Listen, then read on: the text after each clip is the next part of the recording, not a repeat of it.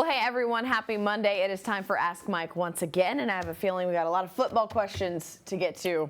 We do. So we will get to them right now. Our first question comes from Lanny, who says, this with Mike Woods gone to OU, I've been hearing for months that Trey Knox will take his place. Knox disappeared last year. Why is he the guy now? I think it's because they've kind of figured out what was wrong with him. Remember, there's a lot of speculation. What happened? He was right up there. He's like 11th or 16th in the nation, wide receiver out of high school, pretty close to Traylon Burks.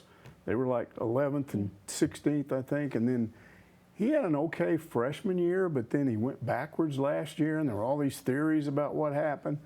And I think that the conclusion they came to was that he needed to get bigger, and he was getting dominated by opposing cornerbacks, defensive ends, getting roughed up on the line of scrimmage, controlled.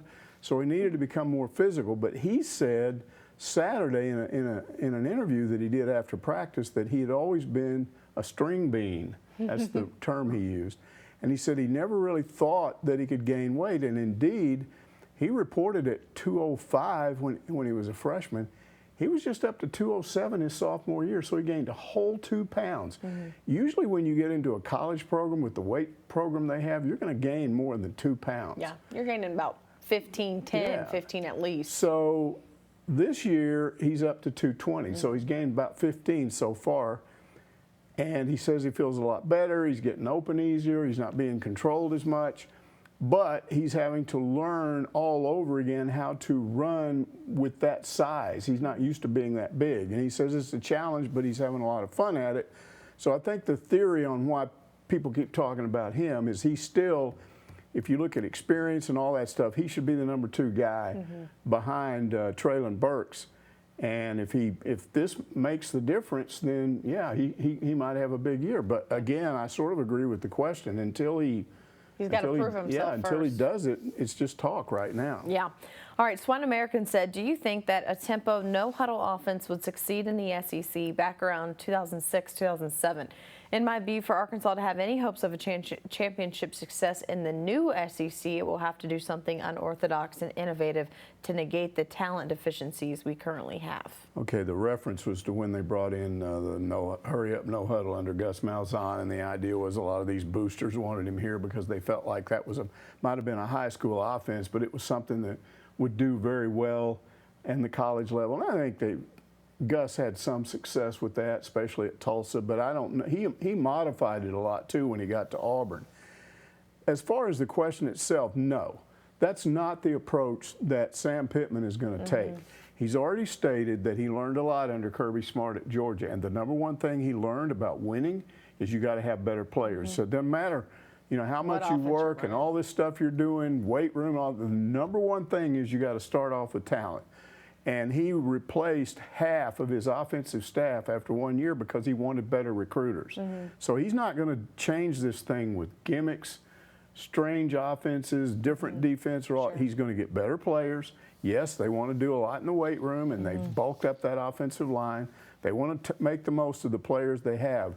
But his whole focus on getting Arkansas up there where they can compete with the upper-level teams in the SEC is to recruit along with them. And his recruiting has improved a little bit every year, so he's getting there. And I think, too, sometimes I bet if you were to ask Arkansas fans if you want a quick fix, like you're successful for a year or two like that and then it falls off, or if you want some longevity in your success, you got to do the approach the right way. It's not just you know, a quick one season and then that's all you're getting. Yeah, that's not his approach. No. He's not going to change.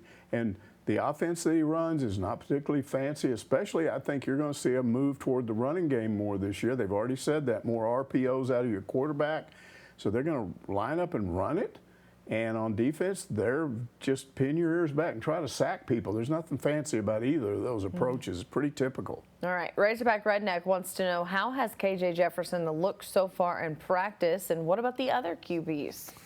I think he, you know, again, it's early. It's hard to say. When I was just watching a few minutes ago when I was over there, he just looks different from the other quarterbacks. I've said this before. If you just walked up there and didn't know anything about the quarterbacks out there throwing, you could pick him out pretty easily. He just looks like he's been around the block. For a guy that has never been the permanent yes, you're the starter this year. He started a couple of games under Morris, but for a guy like that, he sure looks like a starter. Now, I want to go to something that Kenny Guyton said. He's the receivers coach and the new receivers coach, and he was talking about, he got asked about KJ. So here's what he said.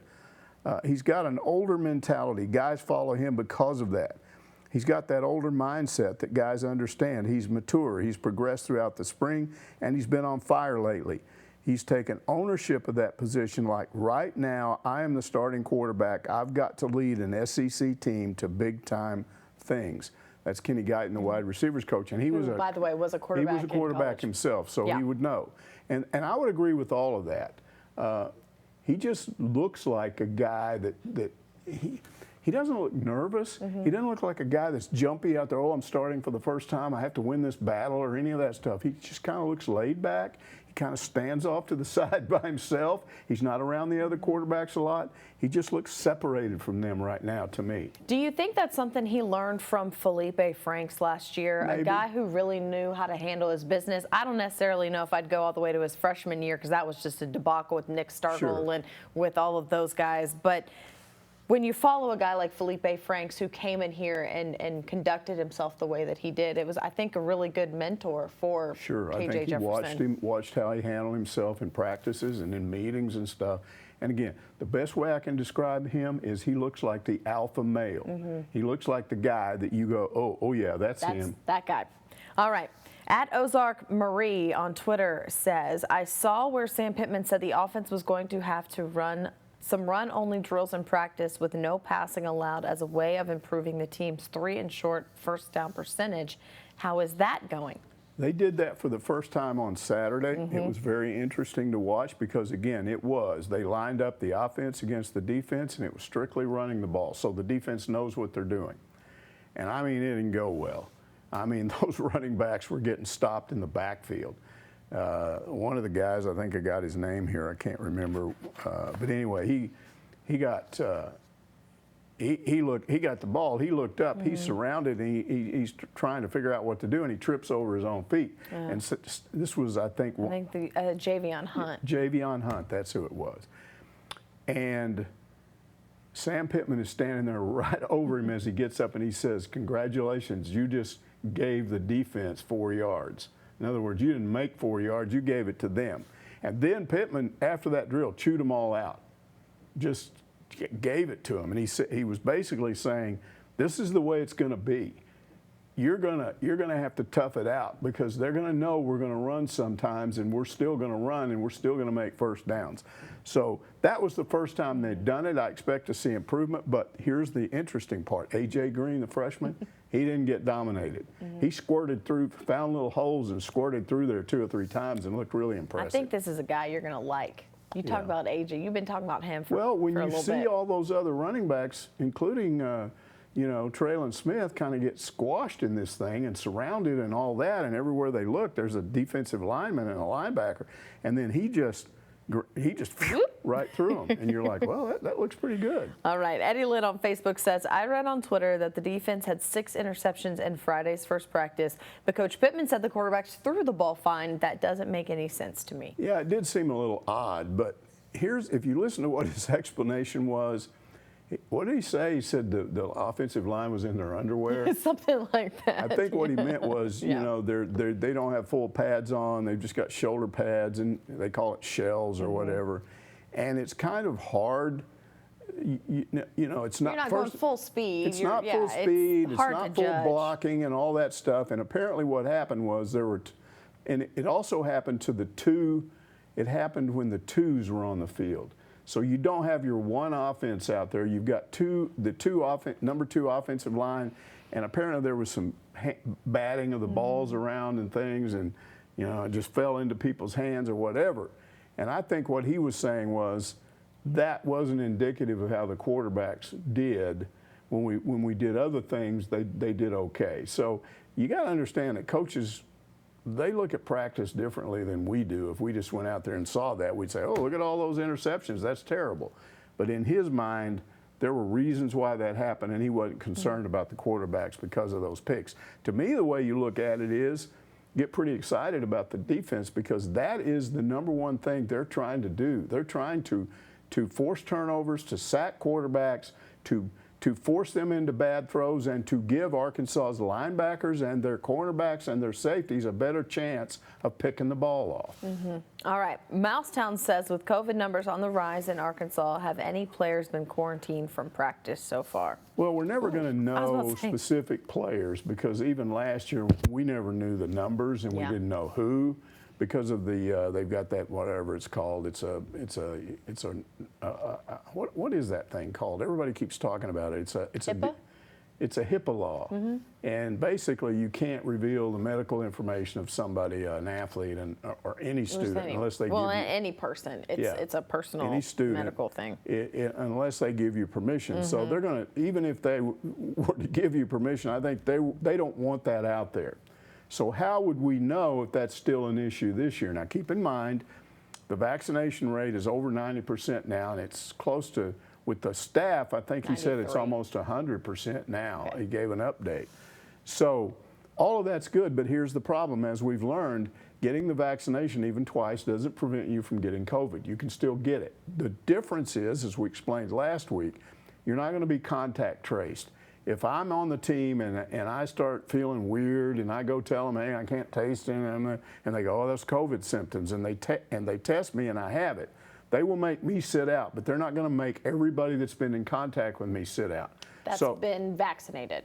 Yes, that's been vaccinated. So, and most of them have. So that's going to prevent this large number of people suddenly not available.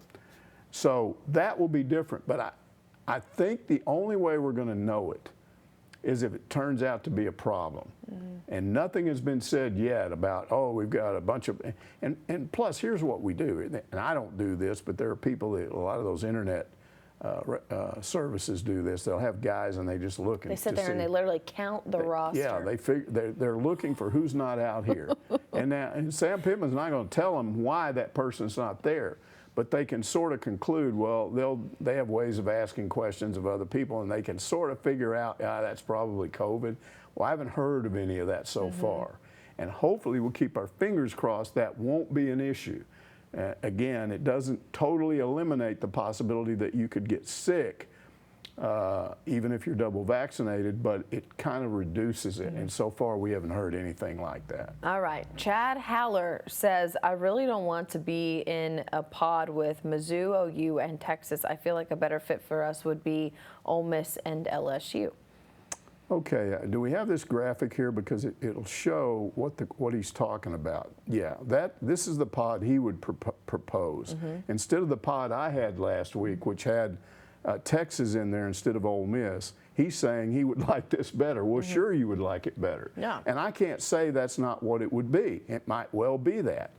This would be more of a geographic arrangement. This would be Arkansas and Missouri are close to each other, as is OU, and Ole Miss used to be, before Missouri came in, the closest team, the closest stadium to Arkansas. So that could possibly be an SEC Northwest pod. Now let's take a look, if that were the case, what the Southwest pod would look like. That would be Texas, Texas A&M, LSU, and Mississippi State. But according to your pod thing, you would that and then some crossovers. I mean, Ole Miss and Mississippi State have to play each other. You can't get rid of the egg bowl. Yeah, that would be done through, and that is part of the flaw of what he's proposing. But maybe through the crossovers they could work it out. But you would always have to have, anyway, there's a lot of logistics that's there. A lot. Sometimes to me, that is a tougher pod than the one we just showed with Arkansas in.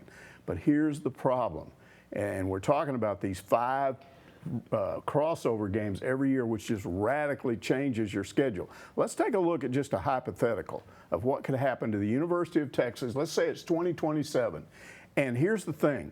If they go to this pod system, the day that the schedule is released, fans are just going to be going, oh, they can't wait, because the schedule with 5 crossover games is either going to be hard or easy or maybe neutral, but you can't wait to see it because it's going to have a lot to do with what your season is going to be like. So let's say Texas fans wake up one day and they get told this is their schedule. They're playing A&M, LSU, Mississippi State, OU, Alabama, Florida, Vanderbilt, Kentucky. You know what I would say if I were Arkansas? welcome to the SEC, Yes. baby. Buckle up. But understand that what I just showed you could happen to any team in a given year. Now, it won't be that way every year. This is why, even though Greg Sankey says, "Oh, I want to have more frequency of like Alabama had, they could go years without coming to Fayetteville," and he doesn't want that to happen. He wants, and if I think I figured it out under the 5-pod system. The longest you would go without having a team come to your place is about 3 or 4 years. So that changes that, and that's a big deal to him. It's not a big deal to me. I don't know why that matters. I don't think it matters to the fans. They just want to win the games that you play. But what they don't want is to wake up one morning and find, oh, we're screwed this year. Look who we're playing this year. And last year it was a lot easier. I just think you need to get as close as possible to everybody playing the same team. So you've played the same schedule. There's no unfairness to the schedule. And the only way you could do that is with the divisions, 2 divisions, 8 teams each, and there's only one crossover game. And Sankey won't go for that, because if you only had one crossover team, can you imagine how long it would be till you played a certain team like Georgia? How long till Georgia would come here if you're playing one a year? And another thing with that, too, is Arkansas, unless Missouri moves over to Arkansas's side of the division, your crossover game, according to the SEC, would always have to be Missouri because they're in the other division. Well, so how would you'd have to move Missouri over? I think they would move Missouri over. I just got to believe for geographic purposes and I still think it's going to be Missouri, Arkansas, Oklahoma, and Texas, but I do concede it might be Ole Miss. Yeah, we'll see. There's a lot that they get to figure out, but they get paid the big bucks to do that, not us. All right. Hangton Hogg asked, who was the best player you've seen in practice who translated into awesome performance in games? How about a guy who nailed practice but never could get it going in an actual game? Finally, what about a guy who performed terrible in practice and yet shined on the field for the Hogs? This is really interesting because when I sat down and thought about it, I quickly came up with 3 guys, and guess what? They all 3 played at the same time under Houston Nutt. Yeah. I'm going to start with a player who practiced hard and then took that practice to games and was a really good player. In other words, he was a good practice guy. He was also really good on the field, and that was Tony Bua. Bua was an undersized kind of safety linebacker hybrid. He was about 5'11", 180. And they would bring him up a lot of times as a third linebacker. He's really good at sacking quarterbacks or stopping running backs in the backfield. He was good at picking off passes. But the thing I noticed about him was he was just very intense in practice, and then when he got out into games, he was like a wild man. He was just, his motor was going all the time. So he fits the first bill. Okay, a guy that looks good in practice doesn't translate to a game. That would be Ryan Sorahan, the backup quarterback who sometimes started, but mostly it was Matt Jones. Sorahan always looked good in practice. And one of the things that frustrated Houston Nutt was Matt Jones a lot of times didn't look good in practice. And coaches always say, take your practice to the game. But I also think Houston sometimes didn't understand Matt's mentality. But he would stick Sorahan in games, and then he wouldn't do what he had done in these practices. And the best example is the Florida game of 2003. Houston went back and forth between those 2 guys. And Arkansas got behind with Matt Jones out there, so he put Sorahan in. He throws this pick that's just devastating. It put him down like 2 or 3 touchdowns. Then he puts Matt Jones back in, and he almost brings them back. I think they ended up with maybe 5 points. It was a 5-point loss.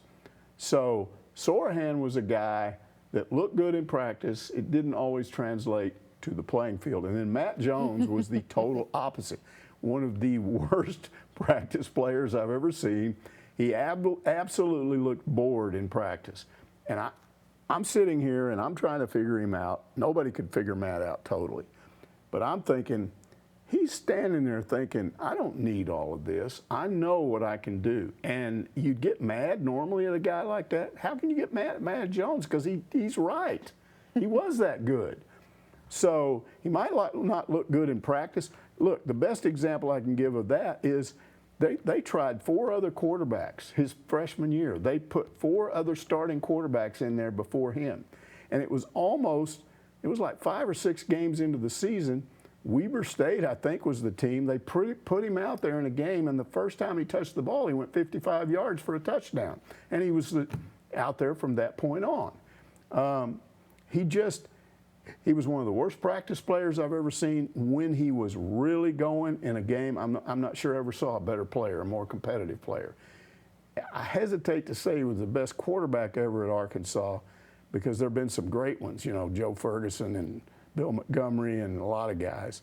But when you talk about what a guy can do athletically, I don't know that there's ever been anybody quite like Matt Jones. So he was the worst practice guy, the best guy on the field, the best example of that.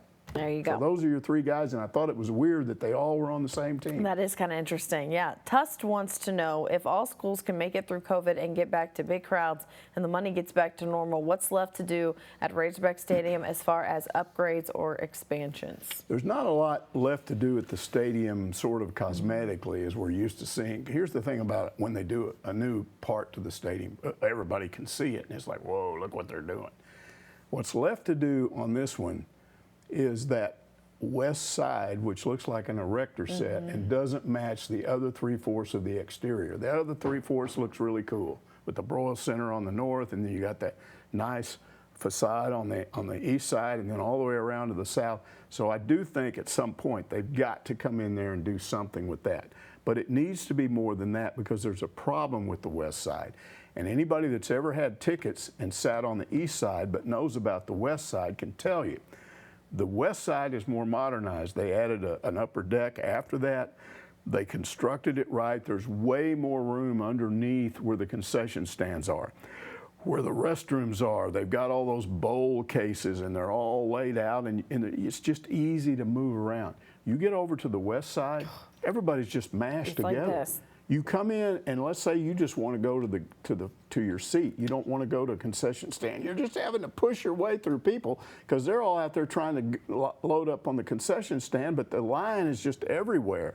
And what they need to do is come underneath there, move those steel supports back, widen that area out so you have more of a concourse back there for the people at the concession stand and restrooms, and then upgrade those concession stands and restrooms, and that won't be cheap. That's not anything you can look at from the outside, but if they ever do it, the fans that sit on the west side will love it.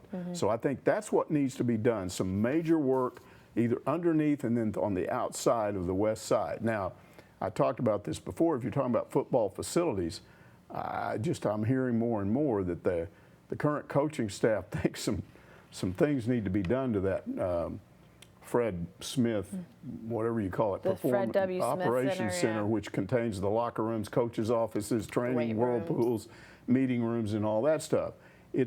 A lot of that stuff is underneath, and it's kind of cramped. And if you look at what some of the other SEC schools are doing, that Florida is building a new one. Tennessee just built a new one. Auburn's getting ready to build a new one. If you look at these drawings or some that have finished like Tennessee, lot more space. It's very airy. It's not, you're not kind of, it's nice underneath there. It is, but it's tight. We used to do media down there. Right. Granted, they put us in some room that wasn't meant for us. It was meant for something else. Then they realized, oh, we got to put the media somewhere, and that's Right. where we used to do press conferences. But we called it the dungeon for a Right. reason. It was It's like being in a dungeon. You walk down this dark staircase, and no windows. It's just even the yeah. locker room, which the lockers themselves are fabulous, but it's like you're in a bunker, and it's You're really way kind of down there. cramped. It's not as open as they'd like. So I've been told that at some point, if there's money available, and let's say they're winning and COVID is over, and you got a lot of money in college football, what they'd like to do is just start all over. But they might not be able to do that, but they might be able to figure out a way to put things down in that dungeon that they don't, and then bring up the locker rooms above maybe somehow. expand it somehow. All right. Twinkie275 says, last year they were on the edge of a breakout year. This year they're out to prove every naysayer wrong. I believe they can go 11-1. Wow. A lot of things have to play out for it to happen, but do you think they have the tools, mindset, leadership to do it, or is it a lofty dream? I think it is a walking in your sleep type dream. 11-1. That's now. Look, I would not discourage any fan. I've said this before, from having those kind of thoughts. Sure. Because From a fan, it makes sense. Football should be fun. Yes. What I don't like to see is a fan that's sitting there going, oh, man, look at the schedule. We don't have a chance. We got to go to all these road games in Alabama and LSU and Georgia.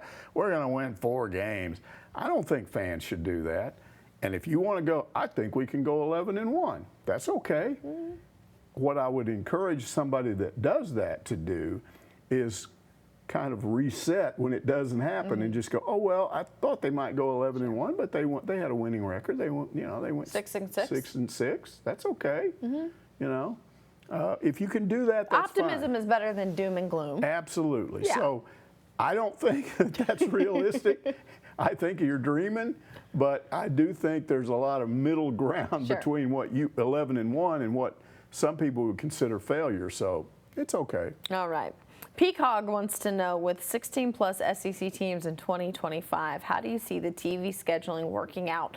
I guess we could have breakfast ball with 9 a.m. kickoffs. Yeah, Thanks. I'm going to need your help some on this because I'm not sure I understand some of this stuff. Okay. But first of all, I don't think they'll play morning games. No. It's too early. We're already seeing a streamed game right off the bat. Yeah. That's the Bryce game. We haven't had many of those. And this always freaks fans out when there's a game that's streamed, because if you have a satellite service or if you're on cable, then it's not on there, and maybe they don't understand that you can get that on your phone or you can get it on a computer or whatever, and so they're like mad. Well, we've got some time before Texas and OU come into the league, but what I do believe is, yes, you're going to see more games on what's called SEC Network Plus or ESPN3. Those aren't on conventional TV. But I got to believe, because I think I'm right in saying that the difference is those games are streamed off Wi-Fi, right? So What do you mean? well, if you had Wi-Fi in your house, Yes. and you could get it. Yes. That's how you get it. You just go on the internet. It's free. Yeah. You just go on the internet and you get it. And that's how you get it on your computer. Well, I've got a new TV I bought about a year ago, and it has that. In other words, I can access. You have a smart TV. Yeah, it's a smart TV, and I just go and find the spot on there, and I can still watch a game that's on SEC Network. A lot of people with smart TVs. Well, here's can what do I think is that going to happen. More and more people are going to get those, but I also think if they're smart, the satellite services and the cable companies, if we start to have more of those games, they're going to go, okay, I'll pay the fee, and to where we have access to that, and we'll just put that on as one of our channels, and you'll still be able to watch it. So I don't think it's going to be an issue, but I do think that's the way they're going to do it, as opposed to having 9 o'clock Yeah, you just have to take advantage of having more availability, and with the Plus, it's not like they have channels to use up. It's basically an unlimited thing, Well, so you could have all of them there. And they already expanded it to ESPN News, ESPN Plus, ESPN2. Yeah.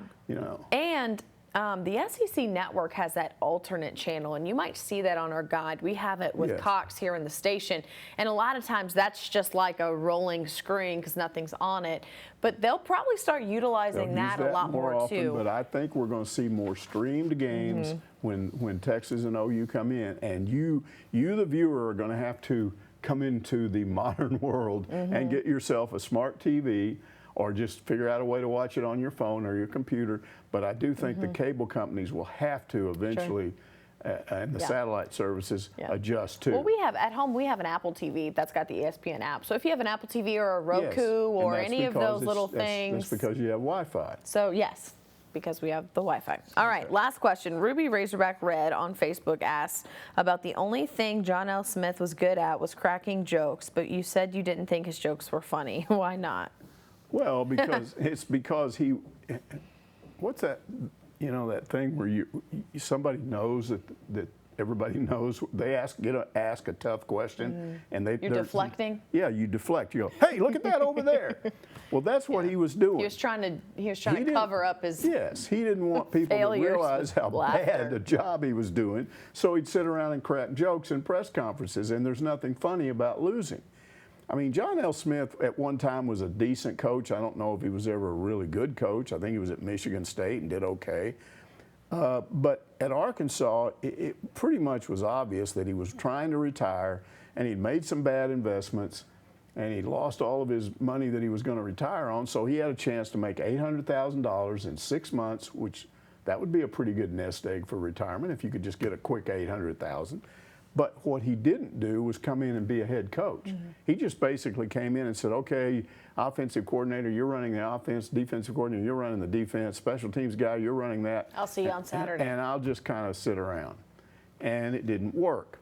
And to me, also, people that are trying to be funny, to me, are not nearly as funny as people that don't try to be funny, but they can be funny when they want to. You wouldn't have any bigger contrast than John L. Smith and John McDonald. One guy was a goofball and couldn't win. The other guy's the winningest coach ever. And he won national championships like some people win games. You know, he's just popped every year, national champion. John, about 95, 96% of the time, was a dead serious individual. If you're talking to him, you're talking, I want to know what you know. And I'd go over to his office in the summer when it was dead, because I was trying to figure him out. How are you doing this? What do you know that other people don't know that you keep winning all these national championships? So I'd ask him a million questions. And one day I said to him, and I've mentioned this story before, but never in this angle. I said, what is the biggest problem that you face as a head coach? And he looked at me and he said, girlfriends. I'm like, what? He said, girlfriends. He said, a girlfriend can ruin a great athlete. A guy can be the best sprinter in the country, and all of a sudden he's got girlfriend problems and he can't beat the guys on his own team. They just do this stuff to you. And I'm like, okay. And I said, well, what's your answer to that? And he said, NCAA rules. They need a rule on it. I said, what? And he said, it needs to be in your LOI, your national letter of intent. They need to put it in there. It's a contract that the school makes with the athlete. They ought to put it in there that you cannot have a girlfriend and be on scholarship. And John's always serious. So I'm going, wow. I said, that's pretty radical. And he said, it would work. It would eliminate. You don't know how much easier it would make my life. I've got to figure out a way to get that pushed through. It's in the letter of intent. You can't have a girlfriend if you're on scholarship, and it has to be universal. Everybody'd have to do it. Otherwise, some schools wouldn't have it and it'd give an advantage. And I'm just sitting there like, what? And he's got this look on his face, and then corner of his mouth just kind of slowly starts going up, and then I realize he's laughing. He's making fun of me. He's fooled me. He's got your goat. He got my goat, and he goes, gotcha. And I'm like, oh, man, what did you just do to me? Oh, duped by McDonald. And he did that. He was able to do that because you were used to him being so dead serious about everything he said. He could say that and make me think, is that going to happen? Is that a thing? A contract where you can't have a girlfriend if you're on scholarship? It was hilarious. That is fantastic and a great way to end Ask Mike. Thanks so much for joining us this week. We'll see you back here next week.